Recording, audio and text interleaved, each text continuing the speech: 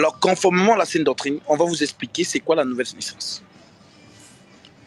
Quand on parle de naissance, la naissance déjà, premièrement, c'est un processus.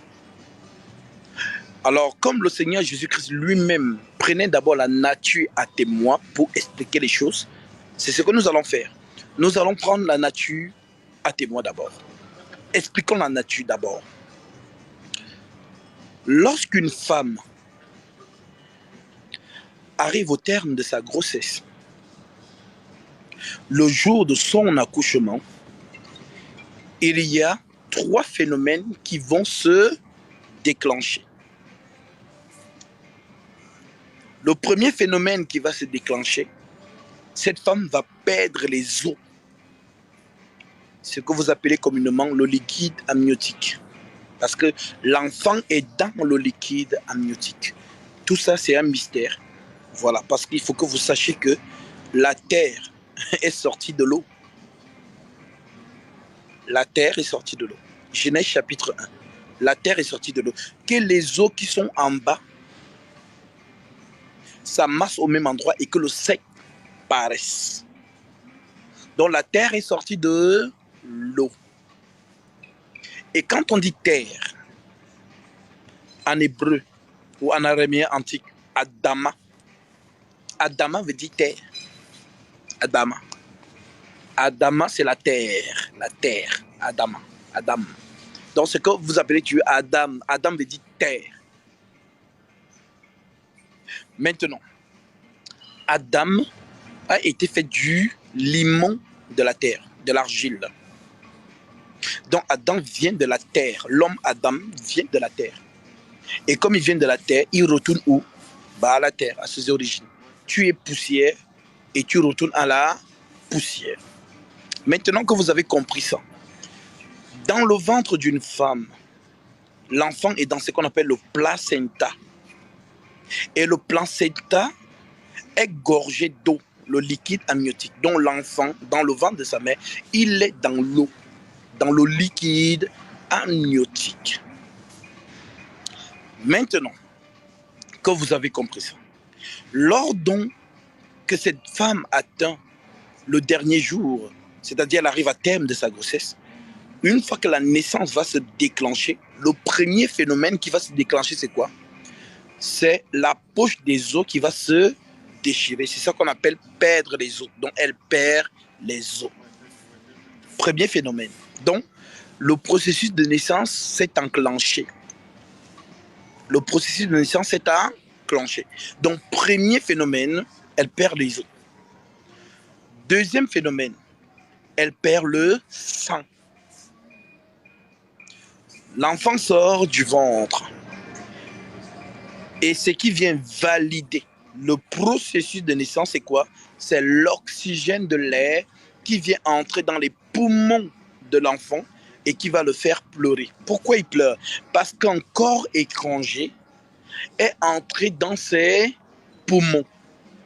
Et c'est l'oxygène de l'air qui fait pleurer l'enfant. Donc la vie. L'air, c'est la vie. L'oxygène, c'est la vie. C'est le pourquoi vous allez voir que dans la franc-maçonnerie, ils utilisent des termes comme étant récipiendaires. Donc ils nous appellent, donc les francs-maçons appellent ceux qui ne sont pas francs-maçons, récipiendaires. Donc l'être humain, c'est un récipiendaire. Donc qu'est-ce qui te fait vivre dans cette dimension? C'est l'oxygène. S'il n'y a pas d'oxygène, tu ne vis pas. Maintenant, l'oxygène de l'air vient confirmer la naissance de l'enfant. T'es franc-maçon, toi? Écoutez, je ne suis pas franc-maçon. Je ne suis pas franc-maçon. Je vous parle des choses, ce n'est pas que je suis franc-maçon. Voilà, soyez concentrés et voilà, ne vous déviez pas. Maintenant, lorsque le troisième phénomène se déclenche, donc l'oxygène de l'air vient attester la naissance. Ça veut dire quoi? L'enfant est né, il a pleuré. Donc le pleur de l'enfant atteste sa naissance. Ça veut dire quoi? L'oxygène de l'air a validé la naissance. Donc celui-là, il est né. Maintenant, le même cas de figure arrive que la maman perd les os, elle perd le sang, l'enfant sort du ventre, mais l'enfant ne pleure pas. L'oxygène de l'air n'a pas validé la naissance. Et c'est ce qu'on appelle communément mort-né. Donc, il est mort, c'est un mort-né. Ça veut dire qu'il est sorti du ventre, mais mort. Ça veut dire que le processus de naissance n'a pas été validé, donc l'oxygène de l'air n'a pas validé la naissance. C'est pourquoi vous voyez que dans les maternités, en général, lorsque l'enfant sort du ventre, tant qu'il ne pleure pas, tout le monde est inquiet. Et voilà, certains, ils ont une technique, les sages-femmes, on retourne le bébé, on le frappe par la plante des pieds. On frappe, on frappe, on frappe, on frappe, on frappe, on frappe, on frappe. Et parfois, certains commencent à pleurer, donc l'oxygène entre. Parfois, d'autres ne pleurent pas et ils sont morts. Donc, ils sont nés morts. Donc, le processus de naissance n'a pas été validé. Maintenant que vous avez compris la nature, la naissance selon la nature, venons donc dans l'esprit. Dans l'esprit, c'est la même chose. Nous avons vu le Seigneur à la croix. À la croix, lorsqu'il est mort, déjà mort, le soldat romain vient, il le perce la côte, pas la tête, par le cou, par la cuisse, par le pied, mais spécialement la côte. Il aurait pu percer dans un autre endroit, mais pourquoi la côte?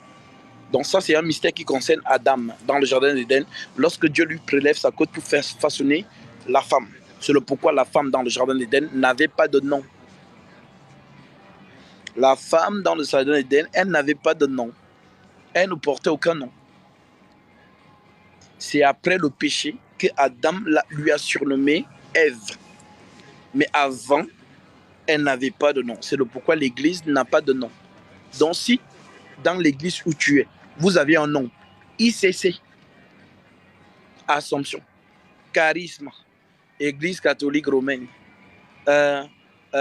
orthodoxe, témoin de Jéhovah, mormon, gallican, qui vous a donné ce nom-là? Donc vous n'êtes pas l'église de Jésus-Christ.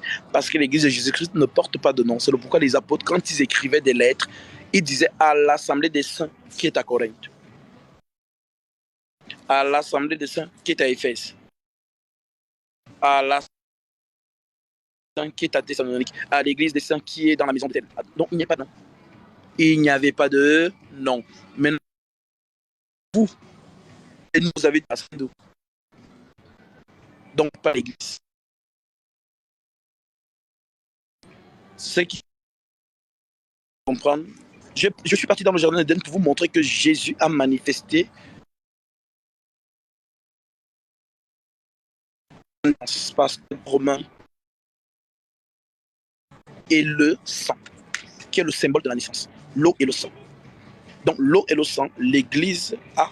Et donc Jésus avait déjà enclenché le processus de naissance. Mais il n'y avait que deux phénomènes qui se sont déclenchés. L'eau et le sang.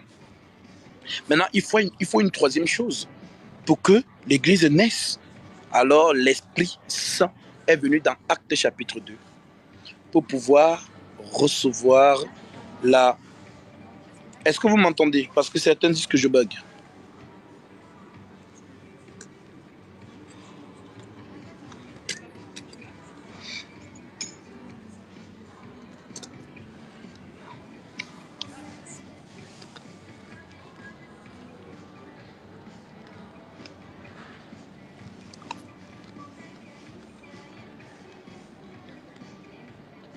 Est-ce que vous m'entendez? D'accord. Comme certains disaient qu'on ne m'entendait pas. Alors, je disais tantôt que Jésus à la croix a manifesté deux étapes. Première étape, il a fait sortir de l'eau. Donc, quand on a percé sa côte, l'eau est sortie. Troisième étape, le sang est sorti. Mais la troisième étape va se dérouler quand? Lors de la Pentecôte, le Saint-Esprit vient et l'Église est née. Vous avez vu? Maintenant, lorsque tu crois à la parole, c'est une première étape. Tu es dans le processus. Tu crois à la parole, première étape. On dit, la foi vient de ce qu'on entend, et ce qu'on entend vient de la parole de Christ. Ce qu'on entend vient de la parole de Christ. Maintenant, comme tu as entendu la parole de Christ, tu as eu le cœur vivement touché. Tu as cru. Maintenant, comme tu as cru, deuxième étape, tu reçois l'eau du baptême. Tu as reçu l'eau du baptême. Maintenant, troisième étape, il faut que l'Esprit Saint vienne en toi. Si l'Esprit Saint ne vient pas en toi, tu n'es pas né. Tu es en cours de naissance. Donc l'Esprit Saint, c'est la validation de la nouvelle naissance. Donc celui qui n'a pas le Saint-Esprit n'appartient pas encore à Jésus-Christ. Mais celui qui reçoit le Saint-Esprit est validé. C'est le pourquoi quiconque reçoit le Saint-Esprit, il est sauvé. Il ne pourra jamais perdre le salut. Donc ce sont les totaux spirituels, ceux qui ne maîtrisent pas ces choses, qui disent qu'on perd le salut parce qu'ils ne connaissent même pas ce qu'on appelle le Saint-Esprit. Ils ne l'ont jamais reçu. Donc lorsqu'on reçoit le Saint-Esprit, on est sauvé. C'est ça la validation, c'est ça qu'on appelle nouvelle naissance. Parce que Jésus dit, si un homme ne naît d'eau et d'esprit, il ne peut entrer dans le royaume des cieux. Donc lorsque tu reçois le Saint-Esprit, c'est ça qui veut dire que tu as validé la naissance. Maintenant, nous avons vu que l'enfant pleurait. Mais toi aussi, lorsque tu reçois l'Esprit, tu vas pleurer. En d'autres termes, tu vas parler. Donc, l'Esprit là va se manifester. Comment? Parler en langue. Donc, quand tu parles là, ce n'est pas toi qui parles, c'est l'Esprit Saint qui atteste qu'il est là. Il se glorifie en toi. C'est le pourquoi vous allez voir qu'à chaque fois que vous lisez les Épîtres, quand il recevait le Saint-Esprit, qu'est-ce qui se passait? Il parlait en langue, automatiquement. Référence, Actes chapitre 19, verset 1, que je vais vous lire.